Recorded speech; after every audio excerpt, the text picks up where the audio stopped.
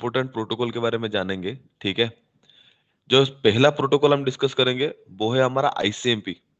ठीक है, cyber security में हो या रियल फील्ड सिनेरियो में हो, इस प्रोटोकॉल को हम मोस्टली यूज करते हैं।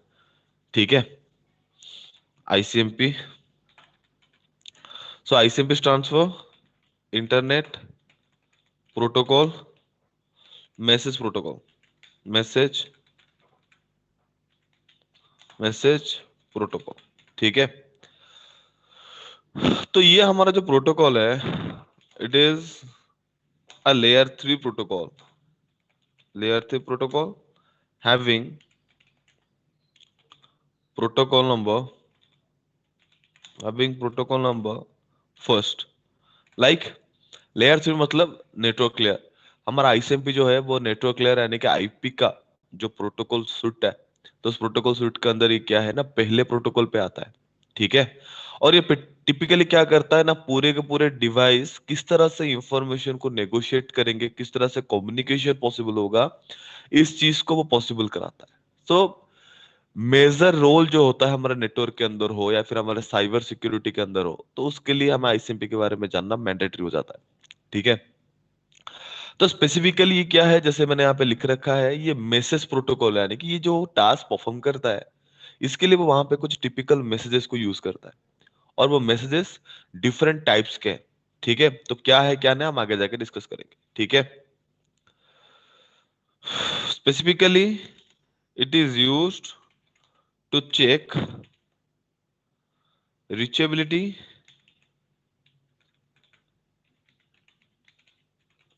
reachability between the devices and the error also। ठीक है, तो स्पेसिफिकली क्या करता है ना, डिवाइस टू डिवाइस रिचेबिलिटी है कि नहीं है। रिचेबिलिटी मतलब मैंने आपको कुछ चीजें बताया था, लाइक हम जब फोन कॉल किसी के साथ कनेक्ट करते हैं, तो फोन कनेक्ट होने के बाद हम आपस में एक हेलो बोलते हैं, तो वो हेलो क्या करता है, हमारा वो कनेक्टिविटी को कंफर्म करता है कि हाँ प्रॉपर कनेक्टिविटी हमारे डिवाइस के ऊपर है। तो वैसे ही आईसीएमपी क्या करता है, जैसे मैंने आपको प्राइमरी रूल में बताया था कि डिवाइसेस को अगर आपस में इंटरकनेक्ट करना हो तो उनको कोई भी टिपिकल मीडिया के थ्रू हमें क्या करना पड़ेगा, कनेक्ट करना पड़ेगा, चाहे वो वायर हो या फिर वायरलेस हो। ठीक है, कनेक्ट करने के बाद ऐसा नहीं होता कि हम डायरेक्टली क्या करते हैं, इंफॉर्मेशन को फॉरवर्ड कर देते हैं। वहां पे हम क्या करते हैं, उन दोनों के ऊपर एक्चुअली में वो कनेक्टिविटी अवेलेबल है कि नहीं है, उस चीज को हम क्या करते हैं, कॉन्फर्म करते हैं। तो उस प्रोसेस के लिए हम वहां पे टिपिकली आईसीएमपी को यूज करते हैं। ठीक है, और वो वहां पे एरर डिटेक्शन प्रोसेस भी परफॉर्म करता है। अगर नेटवर्क के अंदर इस पर्टिकुलर टास्क के दौरान कुछ एरर मिलता है, तो उस चीज के बारे में भी हमें पता लगा देता है। कैसा करता है देखो, एक होता है हमारा आईसीएमपी। आईसीएमपी हमारा स्पेसिफिकली मैसेजेस है, तो वो दो पार्ट में है।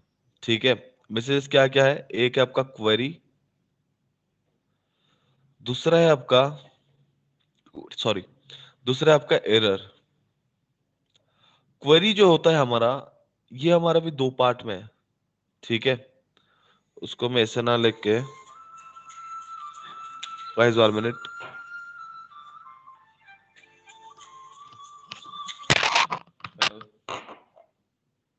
जी।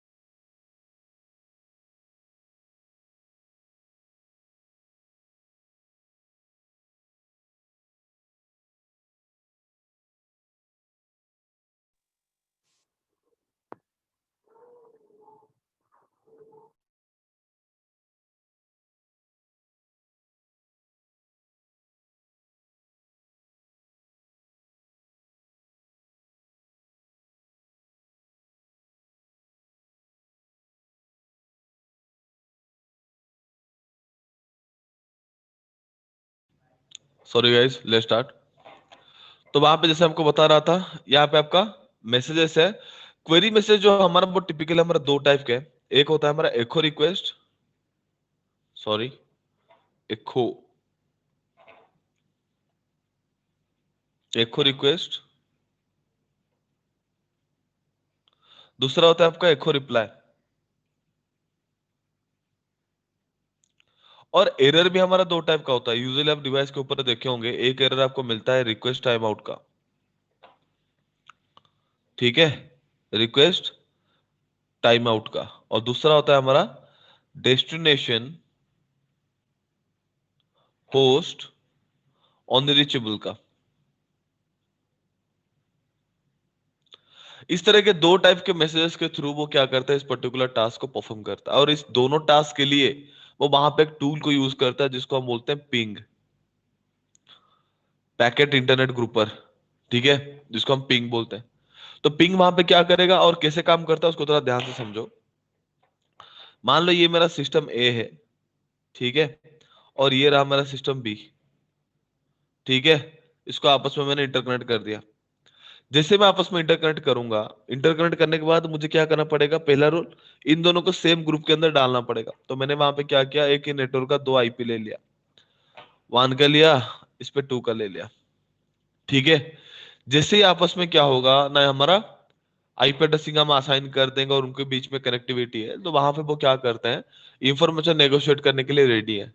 तो उस चीज को कंफर्म करने के लिए हम वहां पे क्या करते हैं, यहाँ पे एक टूल को यूज करते हैं जो है पिंग। तो हम यहाँ पे क्या लिखेंगे, पिंग 10.0.0.2। जैसे हम इस कोड को यहाँ पे लिखेंगे, वो इमीडिएटली क्या करेगा, इस आईसीएमपी का एक क्वेरी मैसेज पैकेट वो यहाँ पे जनरेट करेगा, जिसको हम बोलते हैं एखो रिक्वेस्ट। रिक्वेस्ट किसके लिए करेगा, इसके लिए करेगा। और ये क्वेरी क्या बताता है, सामने वाले सिस्टम को ये क्वेरी मैसेज ये बताता है कि वो पूछता है कि क्या आप मेरे साथ कनेक्ट हो, ठीक है। और जब यहां से रिप्लाई पैकेट टू भेज देता है, तो वो कॉन्फर्म हो जाता है कि हाँ मेरे साथ जो टू है वो कनेक्टेड है, ठीक है।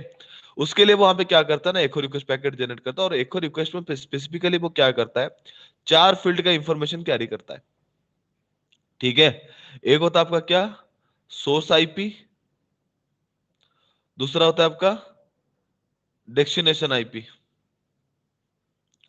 तीसरा होता है आपका सोर्स मैक।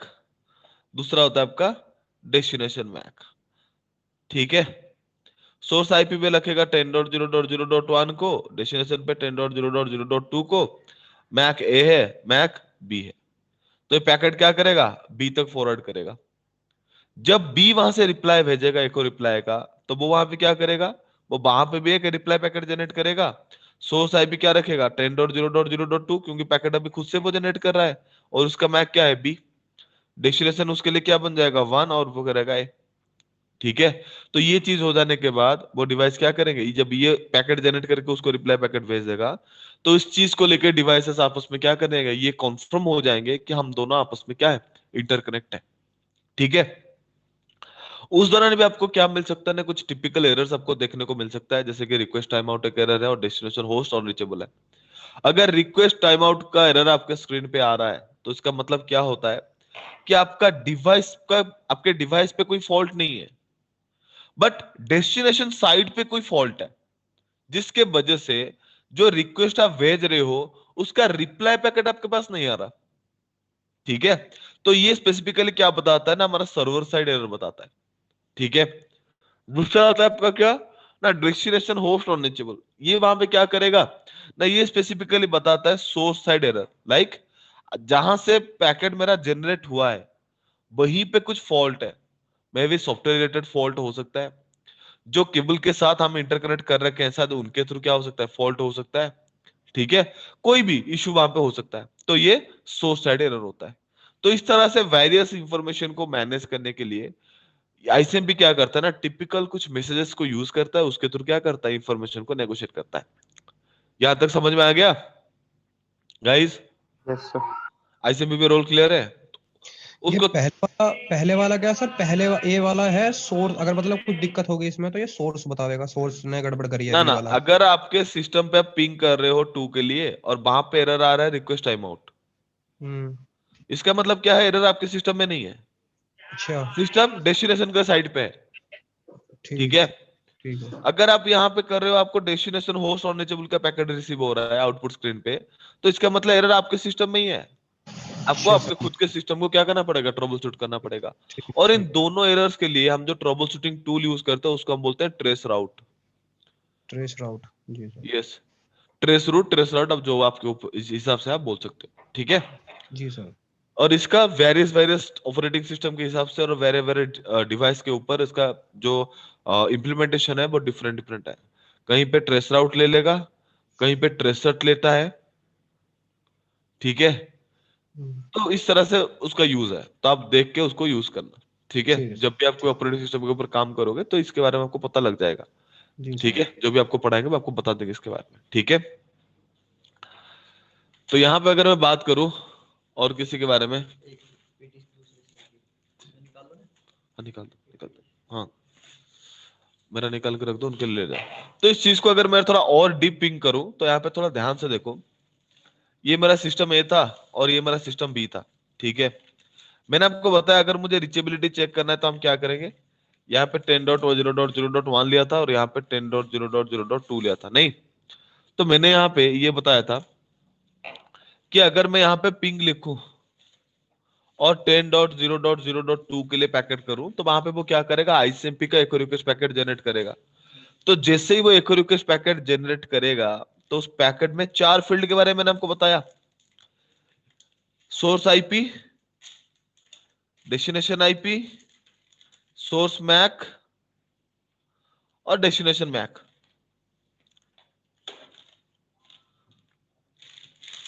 सोर्स आईपी क्या रहेगा, 10.0.0.1, डेस्टिनेशन आईपी रहेगा 10.0.0.2। और ये डेस्टिनेशन आईपी कहां से पिक करेगा, हम जो पिंग के थ्रू यहाँ पे हम क्या करेंगे, वैल्यू असाइन करेंगे। ये जो पिंग के थ्रू हम यहाँ पे वैल्यू असाइन करेंगे वो उसको क्या करेगा, डेस्टिनेशन मैक के फील्ड में टैग कर देगा। सोर्स मैक खुद का मैक तो उसको पता है, थोड़ा ध्यान से देखो, डेस्टिनेशन मैक भी तो उसको चाहिए। मैक क्यों चाहिए, ऑलरेडी हमने उसको डेटा लिंक लेयर में डिस्कस कर रखे हैं। एक आईपी एक नेटवर्क के अंदर मल्टीपल डिवाइस के ऊपर हो सकता है, ठीक है। तो एक डिवाइस को अगर आईपी के थ्रू हमें डिस्टिंग्विश करना हो तो इट इज क्वाइट डिफिकल्ट। तो उस चीज को वो क्या करता है, कंफर्म करने के लिए कि that particular IP should be used to indicate a individual system, तो वो वहां पे क्या करता है ना, मैक एड्रेस को भी नीड करता है। तो जब वो मैक एड्रेस को नीड करता है तो वहां पे भाई उसको मैक एड्रेस चाहिए। डेस्टिनेशन आईपी का इंफॉर्मेशन तो हमने यहाँ पे दे दिया, ठीक है। मैक का इंफॉर्मेशन क्या है, मैक का इंफॉर्मेशन हमने अभी तक दिया ही नहीं।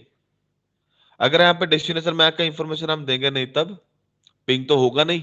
पैकेट मेरा क्या है, इनकम्प्लीट पैकेट है, पैकेट तो आगे फॉरवर्ड ही नहीं होगा।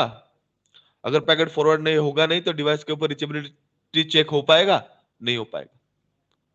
तो उस पर्टिकुलर चीज को हम कैसे करेंगे, आईसीएमपी इस पर्टिकुलर टास्क के लिए एबल नहीं है, क्योंकि ये हमारा क्या है ना, ये हमारा एक लेयर 3 डिवाइस है, सॉरी एक लेयर 3 प्रोटोकॉल है, ठीक है। तो लेयर 3 प्रोटोकॉल होने की वजह से मैक एड्रेस का इंफॉर्मेशन वो कलेक्ट नहीं कर सकता, क्योंकि मैक एड्रेस हमारा लेयर 2 में आता है, ठीक है। तो डेस्टिनेशन मैक के लिए वो वहां पे क्या करेगा, खुद तो नहीं कर पाएगा, तो वहां पे क्या करता है, दूसरे प्रोटोकॉल का हेल्प लेता है जिसको हम क्या बोलते हैं, आर्प बोलते हैं, यानी कि ARP। वो क्या होता है उसका थोड़ा इलेबोरेशन देख लो।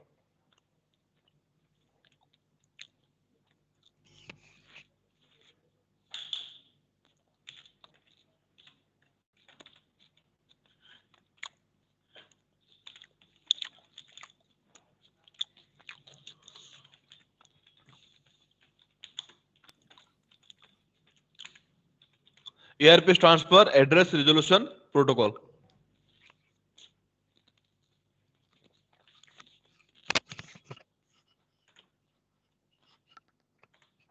It is a layer 2 protocol.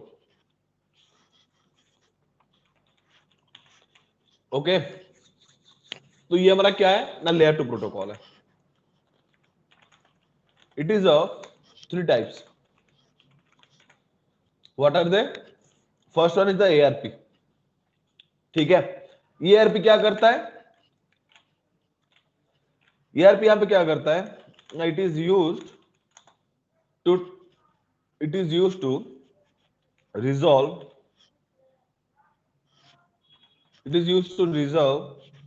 an IP address to a MAC address and vice versa. ठीक है, ये आरपी यहाँ पे क्या क्या करेगा ना, ये आरपी यहाँ पे क्या करता है ना, एक आईपी एड्रेस को मैक एड्रेस में कन्वर्ट करना और मैक एड्रेस से यस। ये टेक्निकल लैंग्वेज में वाइस वर्सा को क्या कह रहे हैं जी, इसका आज तक पता नहीं चला। अरे वाइस वर्सा मतलब होता है रिवर्स वे। रिवर्स मतलब उल्टा उल्टा। अरे जैसे मैंने यहाँ पे लिखा IP address to MAC address, ठीक है, तो दूसरे एंड पे क्या होगा, वो सेम यहाँ पे मैक एड्रेस को आईपी एड्रेस में भी कन्वर्ट करता है, तो इस बात हम यूज कर लेते हैं vice versa, like reverse process. ठीक है सर। ठीक है, जैसे ये प्रोसेस को फॉलो करके टास्क को कंप्लीट किया, दूसरी तरह से रिवर्स वे में भी वो क्या कर सकता है, फ्लो कर सकता है, इस बात हम उसको यूज करते हैं वाइस वर्सा। ठीक है, ठीक। दूसरा हमारा क्या है ना, प्रॉक्सी एआरपी है। इसके लिए थोड़ा आपको क्या करना पड़ेगा, वेट करना पड़ेगा इसके पर्पस जानने के लिए, क्योंकि आपका साइबर सिक्योरिटी में हम यूज करते हो बीपीएन, प्रॉक्सी सर्वर्स, तो ये चीज हम आगे जाकर डिस्कस करेंगे, इसको मैं यहाँ पे छोड़ूंगा नहीं। ठीक है, दूसरा होता है हमारा ग्रेशियस, GRATATIOUS होती। यस, इसमें जो प्रोक्सी रहना है नोड वीपीएन की या किसी भी वीपीएन की प्रोक्सी या नेटवर्क की प्रोक्सी जो रहना है, इनके एग्जिट नोड जो रहना है, जैसे मतलब ये एग्जिट करें तो इन एग्जिट नोड भी पता चल जाना है, या मतलब ये बिल्कुल ही हाइड रहना है कहीं? ना ना, एक्चुअली आप जो प्रोक्सी सर्वर यहाँ पे यूज करते हो ना, वो थर्ड पार्टी प्रोक्सी होता है, लाइक जिसका आप यूज करते हो उसके पास आपका इंफॉर्मेशन रहता है, तो मतलब बट वो इंफॉर्मेशन आगे किसी के पास फॉरवर्ड नहीं होता। मतलब ये अगर किसी की मतलब जैसे कुछ हो, देखो तो मतलब एग्जिट नोट के जरिए पता नहीं चलता कि कौन बंदा कहां से कर रहा है ना, एग्जिट नोट से पता नहीं चलेगा। लाइक आप अगर वहां पे नोड का यूज कर रहे हो, तो उसको अगर मैं थोड़ा ऐसे बता दूं, देख लो, अगर मैं यहाँ पे आप वहां पे आपके सिस्टम पे थर्ड पार्टी एक सॉफ्टवेयर है नोड, उसका अगर यूज कर रहे हो प्रोक्सी सर्वर, कोई भी एक रैंडम से सर्वर को एक्सेस करने के लिए, ठीक है, तो आपका इंफॉर्मेशन इसके पास स्टोर रहेगा। ये क्या करेगा, वहां पे कौन सा टेक्निक यूज करता है, क्या करता है, उसके बारे में आपको कोई आइडिया है ही नहीं, तो ये वहां पे क्या करेगा, आपको हाइड करने का सिक्योरिटी ले लेता है कि आगे आप जिसके साथ कम्युनिकेशन करोगे उसको आपका इंफॉर्मेशन फॉरवर्ड नहीं होगा, वो उसके लिए different different way, different different IP को यूज करके आपको हाइड कर देगा। बट इसके पास क्या होता है, आपका इंफॉर्मेशन रहता है। ठीक है, जैसे अगर आप कोई वहां पे साइबर से एक्टिविटीज अगर परफॉर्म करते हो, ठीक है, अगर वो इलीगल वे में इन्वॉल्व है, तो वहां पे क्या होता है, हमारे सिस्टम के अंदर क्या होता है, जैसे हर एक क्राइम के लिए वहां पे क्या होता है, एविडेंस रह जाता है, वैसे ही हर एक सिस्टम के ऊपर क्या रहता है, अगर वो कोई क्राइम पे इन्वॉल्व है तो वहां पे उसका इंफॉर्मेशन रह जाता है, कहीं ना कहीं पे रह जाता है। तो उसको अगर डिटेक्ट करते हुए मिल गया कि वहां पे वो नॉट वीपीएन को यूज कर रखा है, ठीक है, तो उस जगह पे जब वो क्वेरी नोड के ऊपर आएगा, तो नोड वहां पे क्या करेगा, इंडिविजुअल सिस्टम के बारे में इंफॉर्मेशन क्या कर देगा, आउटसोर्सिंग कर सकता है। ठीक है, तो उसके लिए इसको थोड़ा संभाल के यूज करना भी जरूरी होता है। हम क्या करते हैं, समझ लेते हैं कि भाई वीपीएन से हम हाइड हो जाएंगे तो हम यूज कर लेंगे, ये भी गलत कॉन्सेप्ट है। आपका सिक्योरिटी भी किसी थर्ड पार्टी के साथ क्या हो रहा है, यहाँ पे कॉम्प्रोमाइज हो रहा है। ठीक है, आगे जाके इसके बारे में आपको पूरा मतलब वैसे ही पूरा आपको पढ़ना है। ठीक है, थोड़ा अभी उसको ये मत करो। ठीक है, आगे जाके मैं आपको बताऊंगा प्रोक्सी का यूज क्या होता है, वो काम कैसे करता है, तब ये चीज आपको समझ में आएगा मैं जो बोल रहा हूँ। ठीक है, तो यहाँ पे तीन तरह के हमारे पास यूजुअली क्या होता है ना, आर्प होता है। एक होता है हमारा आर्प जो वहां पे आईपी टू मैक को रिजर्व करता है, दूसरा होता है हमारा प्रॉक्सी आर्प, और तीसरा होता है हमारा ग्रेसियस आर्प। ठीक है, तो यहाँ पे हमारा आईसीएमपी क्या करेगा, खुद तो एबल नहीं है क्या नहीं करने के लिए, डेस्टिनेशन पे मैक एड्रेस को फाइंड करने के लिए, तो वो इस पर्टिकुलर टास्क करने के लिए किसको हैंडओवर करेगा, आर्प को हैंडओवर करेगा। आर्प वहां पे क्या करेगा, आर्प थोड़ा इंटेलिजेंट है, वह बाय डिफॉल्ट क्या है, लेयर 2 का क्या है, प्रोटोकॉल है, तो वहां पे वो मैक एड्रेस को नीड करेगा, सोर्स है डेस्टिनेशन मैक पता नहीं, सोर्स आईपी वो नीड करेगा, क्योंकि आईपी टू मैक को रिजल्व कर सकता है। कैसे रिजल्व करेगा, देखो, destination MAC, destination IP, sorry destination IP क्या करेगा 10.0.0.2। इसका मतलब क्या है देखो, ग्रेसियस आर्प जो काम करता है वो ये करता है, ग्रेसियस आर्प ये कंफर्म करता है कि एक नेटवर्क के अंदर अगर more than one device involve है, ठीक है, नेटवर्क का मतलब तो मोर देन वन डिवाइस ही है, अगर इन्वॉल्व है तो हर कोई डिवाइस इंडिविजुअल आईपी एड्रेस खुद के ऊपर कॉन्फ़िगर करे। इस पर्टिकुलर टास्क के लिए डिवाइसेस क्या करते हैं, खुद के अंदर ग्रेसियस आर्प को प्रोसेस करते हैं। यानी कि आप एक तरह से कॉन्फर्मेशन ले लो, एक नेटवर्क के अंदर एक आईपी मल्टीपल डिवाइस के ऊपर नहीं हो सकता, पॉसिबल ही नहीं है, ठीक है। तो आईपी क्या करता है, वैसे ही एक सिस्टम को इंडिविजुअल आइडेंटिटी प्रोवाइड कर देता है, बट वो आईपी लिटरली किसी डिवाइस के ऊपर कॉन्फ़िगर्ड है कि नहीं है, उस पर्टिकुलर टास्क के लिए हमें क्या चाहिए ना, मैक चाहिए, जो एक पर्टिकुलर चीज को कंफर्म करता है, ठीक है। तो इसको थोड़ा लेमैन लैंग्वेज में समझते हैं। लाइक एक डार्क रूम है, ठीक है, मुझे पता लगा उस रूम के अंदर आकाश, करण और बादल तीनों हैं, ठीक है। भाई मुझे तो कुछ दिखेगा नहीं क्योंकि बहुत अंधेरा वाला रूम है, डार्क रूम है, तो मैं आपको कैसे ये करूंगा, आपको कैसे मैं आपसे मिल पाऊंगा, आवाज लगाऊंगा, जैसे मैं अब चिल्लाऊंगा आकाश करके, तो उस कमरे में जितने भी पर्सन होंगे उन सब में वो साउंड क्या होगा, लिंगरिंग करेगा। और वहां पे अगर आकाश होगा तो आकाश क्या करेगा, वो चीज को सुनेगा और मुझे क्या करेगा, रिप्लाई करेगा, हाँ सर मैं यहाँ पे हूँ, समझ रहे हो। तो वैसे ही यहाँ पे क्या करता है, डेस्टिनेशन मैक पे यहाँ पे वो क्या करता है, एक ब्रॉडकास्ट आईपी को यूज कर, सॉरी एक ब्रॉडकास्ट मैक वैल्यू को यूज करता है। ब्रॉडकास्ट मैक क्या है, मैक मैक को बताया था हेक्साडेसिमल फॉर्म में, और उसका हाईएस्ट फॉर्म क्या है, एफ है, उसका जो हाईएस्ट वैल्यू है वो क्या है 0 to 9 और 8 to f।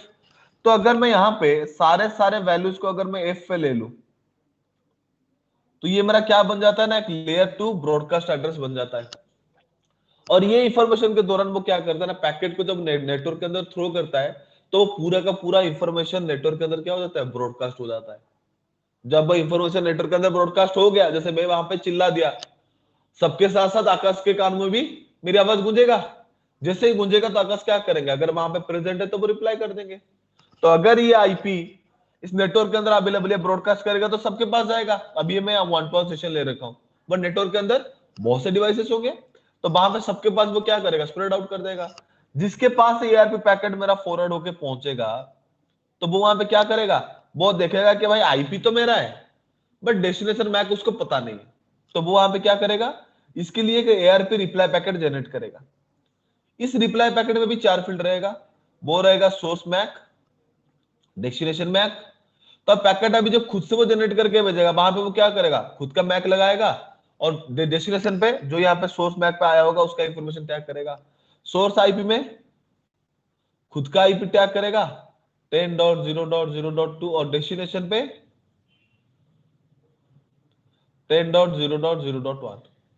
ये मैसेज टैग करके जब वो रिप्लाई पैकेट भेज देगा, ईआरपी क्या किया, मैक एड्रेस ला रहा है डेस्टिनेशन का, वो इंफॉर्मेशन इमीडिएटली वो क्या करेगा, फॉरवर्ड कर देगा किसको, आईसीएमपी को, और डेस्टिनेशन पे क्या हो गया, मैक एड्रेस टैग हो गया।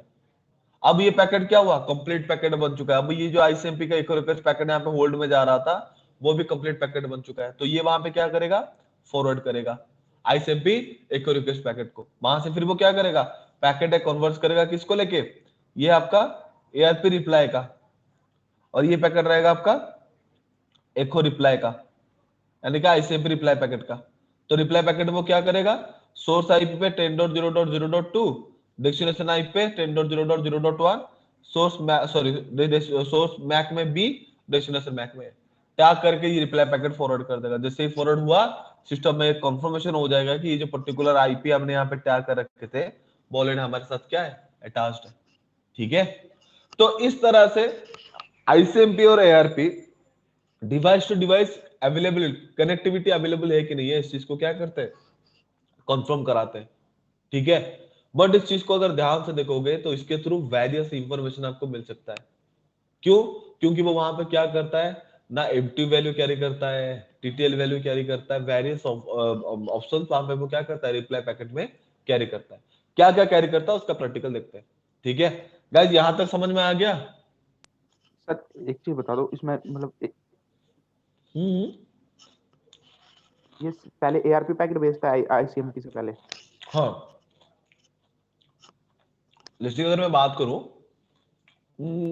किसी को अगर फोन आप डायल कर रहे हो, ठीक है, यस वो अगर दूसरे कॉल पे बिजी है तो आप वहां पे क्या करता है, आपको नोटिफिकेशन देता है ना वेटिंग कि नंबर अभी बिजी है, वेट करो। तो जैसे वो उसका कॉल डाउन हो जाता है, इमीडिएटली क्या होता है, कॉल लग जाता है। वैसे ही एआरपी क्या करेगा, वो वहां पे एआरपी को रिजर्व करता है।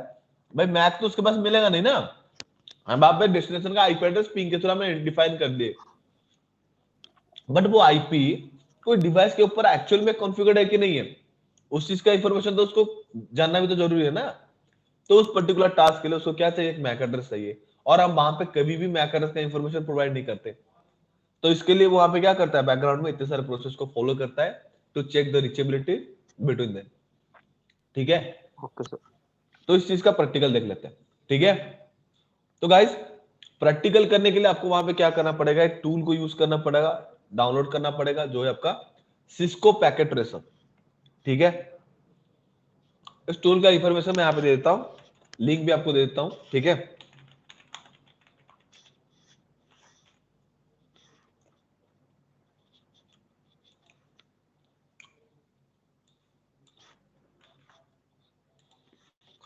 चैट में शेयर कर दिया, चैट से गाइस शेयर करके डाउनलोड कर लेना। ठीक है, जैसे आप डाउनलोड करोगे और इंस्टॉल करोगे खुद के सिस्टम के अंदर, तो इस तरह से पैकेट ट्रेसर का लोगो आपके सिस्टम पे आएगा, जहां पे एग्जैक्टली मेरे लेफ्ट साइड पे देख सकते हो। जैसे उसके ऊपर डबल क्लिक करोगे आपका लैब ओपन हो जाएगा। ठीक है,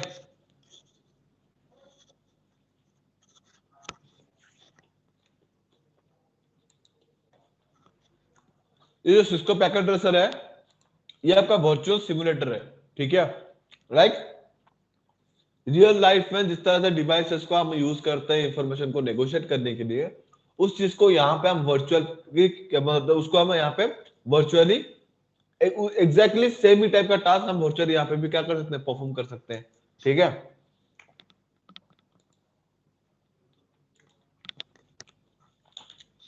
तो मैं यहाँ पे क्या कर लेता हूं, हम यहाँ पे 4 बंदे हैं, 4 सिस्टम ले जाता हूं, 3 ले जाता हूं। ठीक है, एक का नाम लेता हूं आकाश, दूसरा नाम लेता हूं बादल, तीसरा नाम लेता हूं करण। ठीक है, करण, देखो हमारे डिवाइस के ऊपर एक पर्टिकुलर टाइम पे एक ही डिवाइस क्या हो सकता है, कनेक्ट हो सकता है। ठीक है, अगर हमें मल्टीपल डिवाइस को आपस में इंटरकनेक्ट करना है, तो वहां पे हमें क्या करना पड़ेगा, एक डिवाइस को अलग से इंप्लीमेंट करना पड़ेगा। ठीक है, और उस डिवाइस का नाम क्या है, वो है स्विच। उसके लिए आपको क्या करना पड़ेगा, आपके बिल्कुल ये लेफ्ट साइड के कॉर्नर में जाओगे, पहला ऑप्शन आपका नेटवर्किंग डिवाइसेस का है, यहाँ पे लिखा होगा नेटवर्क डिवाइसेस। ठीक है, नीचे है राउटर, उसके पास है स्विच, उस पर क्लिक करना है। जो लास्ट स्विच है 2950T, उसको सिलेक्ट करके बीच में छोड़ना है। ठीक है, स्विच हमारा एक ऐसा डिवाइस है जो वहां पे क्या करता है, मल्टीपल डिवाइसेस को आपस में इंटरकनेक्ट करके एक लैन नेटवर्क फॉर्म करने में हमारा क्या होता है, मदद करता है। उसको यहाँ पे कैरी करना है। और मैंने आपको केबल्स के बारे में बताया था, स्विच हमारा लेयर 2 डिवाइस है, क्योंकि वो वहां पे मैक एड्रेस को तो इंफॉर्मेशन को नेगोशिएट करता है, और पीसी हमारा लेयर 3 है। तो इन दोनों के बीच में केबल टाइप क्या रहेगा, वो रहेगा स्ट्रेट थ्रू। तो उसको लेना है, स्विच के ऊपर क्लिक करना है, पीसी पे इस तरह से आपको क्या करना पड़ेगा, कनेक्ट करना पड़ेगा। ठीक है, कनेक्ट करने के बाद पीसी के ऊपर आपको आईपी एड्रेस असाइन करना है। मैं दे देता हूं 10.0.0.1 सबनेट मास्क के साथ।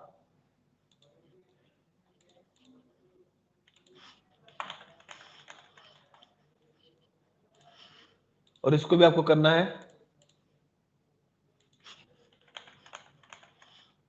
ठीक है, हो गया। हो जाने के बाद आपको क्या करना है, अब मैं क्या करूंगा ना, आकाश से करण तक का रिचेबिलिटी टेस्ट करूंगा। ठीक है, तो उसके लिए मैं क्या करूंगा, यहां पे देख सकते हैं आपके राइट साइड पे 2 मोड का इंफॉर्मेशन यहाँ पे अवेलेबल है। यहाँ पे अगर आप देखोगे, जहां पे मैं ये 1 मिनट, जहां पे मैं यहाँ पे सर्कल घुमा रहा हूँ आपके राइट साइड में, वहां पे एक पे आपको एनालॉग क्लॉक दिखेगा जो लिखा है रियल टाइम मोड, यानी कि रियल टाइम सिनेरियो में किस तरह से डिवाइसेस काम करते हैं उसका इंफॉर्मेशन वहां पे हम क्या करेंगे, प्रैक्टिकल के दौरान देख पाएंगे, रियल फील्ड के सिनेरियो के हिसाब से। ठीक है, अगर मुझे पैकेट को लाइक डिवाइसेस के ऊपर हम जब कोई टास्क परफॉर्म करते हैं तो यूजर एंड डिवाइस किस तरह से रोल प्ले करता है, ठीक है, ठीक है, उस पर्टिकुलर चीज के लिए हमें क्या करना पड़ेगा, दूसरे मोड को चूज करना पड़ेगा जो है हमारा सिमुलेशन मोड, ठीक है, जो पीछे आपका डिजिटल क्लॉक के हिसाब से यहाँ पे सिंबलाइज किया गया है, ठीक है, चूज कर दिया। अब आकाश के सिस्टम पे जाऊंगा, यहाँ पे कमांड प्रॉम्प्ट है यानी कि सीएमडी ओपन करना है, यहाँ पे लिखना है पिंग 10.0.0.3 डेस्टिनेशन का आईपी। जैसे ही मैं यहाँ पे एंटर करूंगा, ध्यान से देखो यहाँ पे 2 पैकेट जनरेट हुए। जो ब्लू पैकेट है वो आपका क्या है ना, आपका आईसीएमपी एक रिक्वेस्ट पैकेट है, ये देख सकते हो यहाँ पे साफ साफ लिखा है एक रिक्वेस्ट पैकेट, ठीक है। उसमें आउटबाउंड पीडीयू में अगर जाओगे, सोर्स आईपी का इंफॉर्मेशन है, डेस्टिनेशन आईपी का इंफॉर्मेशन है, देख सकते हो आपको के सामने। प्रोटोकॉल फील्ड में देखो यहाँ पे क्या लिखा है 01, यानी कि वो आईसीएमपी को यूज कर रहा है। नीचे आ जाओ, आईसीएमपी पे क्या इंफॉर्मेशन कैरी कर रहा है, आईसीएमपी में टाइप फील्ड में कोड है 08 हमारा इंडिकेट करता है एक रिक्वेस्ट पैकेट को, ठीक है, जबकि 00 आपका इंडिकेट करता है एक रिप्लाई पैकेट को, ठीक है। तो ये पैकेट मेरा पॉज में क्यों जा रहा है, क्योंकि डेस्टिनेशन मैक का इंफॉर्मेशन नहीं है। अगर आप ध्यान से इस पैकेट को देखोगे, कहीं पे आपको लेयर इंफॉर्मेशन दिख रहा है, मैक नहीं दिख रहा। क्या लिख रहा है, the next up IP address is unicast the ARP process looks like ARP table, like इसमें वो मैक एड्रेस को फाइंड नहीं कर पा रहा है। तो उसके लिए वो वहां पे क्या कर रहा है ना, एआरपी पैकेट को रिजॉल्व कर रहा है। और एआरपी में देख सकते हो, ध्यान से देखो, एआरपी में इसी पे देख लो, source IP 10.0.0.1 destination IP 10.0.0.3। Source MAC पे सिस्टम का खुद का मैक, डेस्टिनेशन पे वो क्या कर रखा है 12 टाइम्स एफ ले रखा है, जो हमारा क्या है लेयर 2 ब्रॉडकास्ट एड्रेस है, ठीक है। और उसके थ्रू वो क्या करेगा, पैकेट को जनरेट करेगा और पैकेट को आगे फॉरवर्ड कर देगा। स्विच क्या करेगा, पैकेट को नेटवर्क में अवेलेबल सारे डिवाइस के ऊपर क्या करेगा, ब्रॉडकास्ट कर देगा। जैसे ही ब्रॉडकास्ट किया, जिस सिस्टम का आईपी उसके डेस्टिनेशन सिस्टम में टैग होते हुए आईपी के साथ मैच कर गया, वो सिस्टम पैकेट को रिसीव किया। रिसीव करने के बाद वो वहां पे क्या करेगा, रिप्लाई पैकेट भेजेगा। यहाँ पे देख लो ध्यान से, सोर्स आईपी क्या था 10.0.0.1, सोर्स को छोड़ दो। डेस्टिनेशन आईपी ने क्या किया, खुद के आईपी को देखा कि 10.0.0.3 मेरा ही आईपी है, तो ये पैकेट मेरे लिए आया है, तो पैकेट उसने रिसीव कर दिया।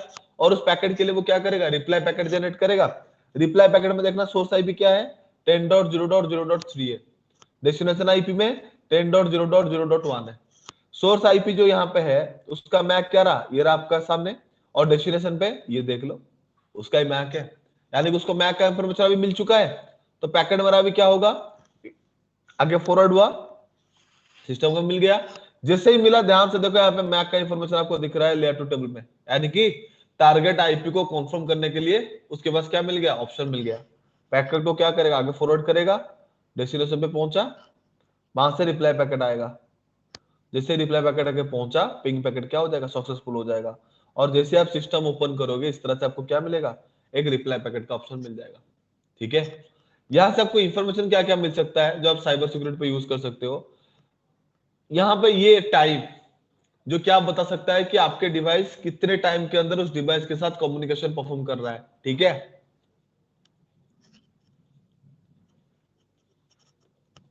दूसरा है आपका क्या, टीटीएल वैल्यू, जो वहां पे क्या करता है, ओएस डिटेक्शन में हेल्प करता है। और यहाँ पे आपका ना एक एमटीयू साइज भी डिफाइन करता है, जो ये बताता है कि सामने वाले सिस्टम का बफर का साइज कितना है, जिसका आप क्या कर सकते हो, फर्दर बफर ओवरफ्लो के टाइम उसको यूज कर सकते हो, ठीक है। याद करने इसके लिए वेरियस कमांड्स है, मैं आगे जाकर आपको वन आफ्टर अनदर बताऊंगा, ठीक है। तो जैसे ही आपका यहाँ पे रिप्लाई आपका रिसीव हो गया, अब रियल पे मोड में आ जाओ, सिस्टम को ओपन करो, आपका क्या होगा, 4 पैकेट जाएगा रिप्लाई के लिए।